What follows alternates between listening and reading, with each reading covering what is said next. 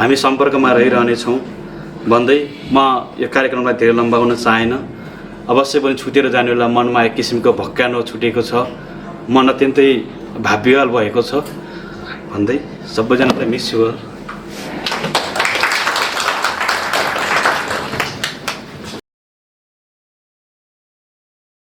सम्पूर्ण कर्मचारी साथीहरूलाई मेरो व्यक्तिगत तर्फबाट यहाँहरूलाई न्यानो माया मिठो सम्झना भन्न चाहन्छु।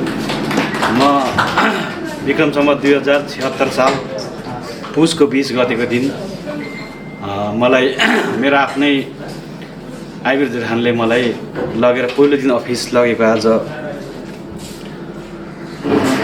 6 वर्ष 4 महिना यानि कि 2315 दिन पुगेछ आज मैले हाम्रो पात्रमा हिसाब गरेको।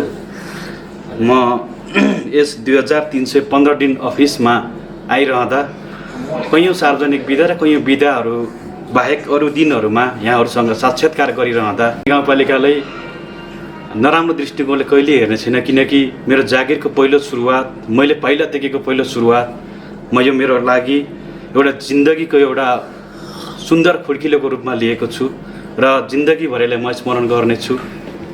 र म यति धेरै 2315 दिन अफिस आइरहँदा मबाट धेरै गल्ती कमी कमजोरी भएको होला। मलाई कार्यालयले दिएको जिम्मेवारी मैले समयमै कहिलेकाहीँ पुरा गर्न सकिनँ होला, आफूले गर्छु भन्दा पनि सकिनँ होला, यसको लागि म क्षमा चाहन्छु। र मैले काम गर्दै जाँदै क्रममा यहाँहरूसँग बस्दा बोल्दा उठ्दा कहिलेकाहीँ केही तितो वचनहरू लगाएको रहेछु, मबाट केही गल्ती भएको रहेछ भने आजको दिनबाट एउटा नमिठो सपना सम्झेर यहाँहरूलाई बिर्सिदिनु हुनेछ भन्ने विश्वास लिएको छु। अवश्य पनि यहाँहरूले क्षमा दिनुहुनेछ। एउटा यति लामो समयसँग सहयात्रा गरेको साथीलाई अवश्य पनि क्षमा गर्नुहुनेछ भन्ने विश्वास लिएको छु। र म कहिल्यै पनि नौबनी गाउँपालिकालाई बिर्सिने छैन। यहाँहरू सदा सामाजिक सञ्जालबाट हामी भेट हुनेछौँ, हामी सम्पर्कमा रहिरहनेछौँ भन्दै म यो कार्यक्रमलाई धेरै लम्बाउन चाहेन। अवश्य पनि छुटेर जाने बेला मनमा एक किसिमको भक्कानो छुटेको छ, मन अत्यन्तै भावविह्वल भएको छ भन्दै सबैजनालाई मिस यु अल।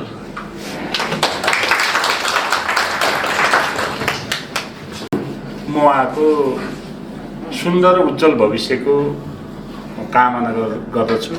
उहाँ जहाँ रहे पनि जहाँ बसे पनि उहाँको जुन आफ्नो काम कर्तव्यप्रति जुन खालको लगाव छ, जुन अनुशासित हुनुहुन्छ, जहाँ रहे पनि त्यो खालको अनुशासनलाई ख्याल राखेर अनुशासन आत्मसात गरेर काम गर्नुहुनेछ भन्ने खालको मैले उहाँलाई शुभकामना तथा बधाई ज्ञापन गर्न चाहन्छु।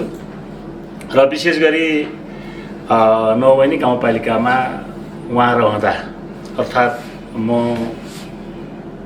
4 वर्ष मेरो पनि करिब यो नौबनी गाउँपालिकामा सँगै यात्रा गर्ने, सँगै बसुट गर्ने जुन समय भयो, समय बसियो र उहाँले आफ्नो शाखालाई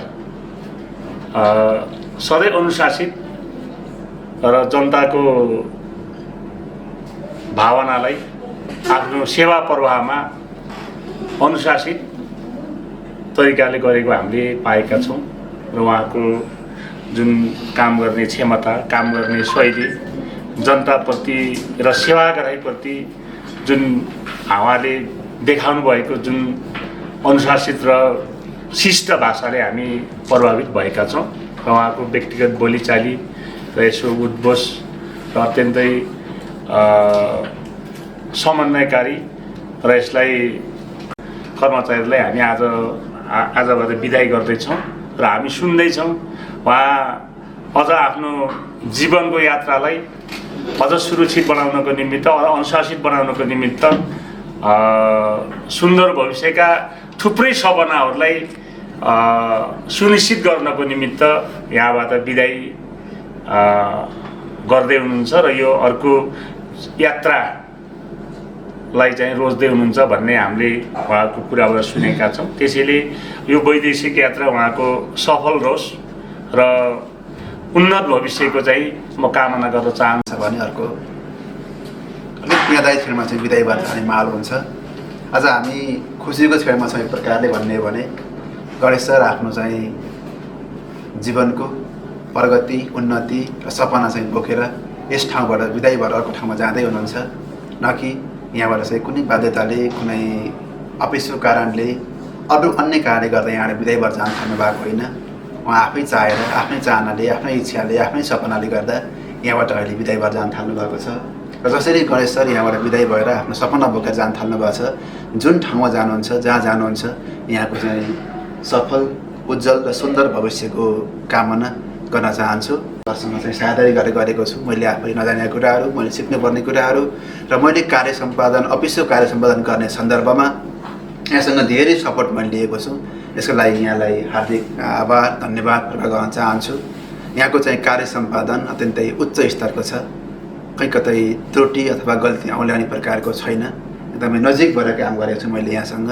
जुन यहाँको क्षमता छ त्यो क्षमता जुन ठाउँमा जानुहुन्छ त्यहाँ पनि प्रयोग गर्नु होला र त्यहाँबाट फेरि पछि भविष्यमा फर्केर आएर राष्ट्रको लागि नेपालको लागि पनि त्यो क्षमता प्रयोग गर्नु होला भन्ने अपेक्षा पनि राख्न चाहन्छु। सबैजनालाई मिस यु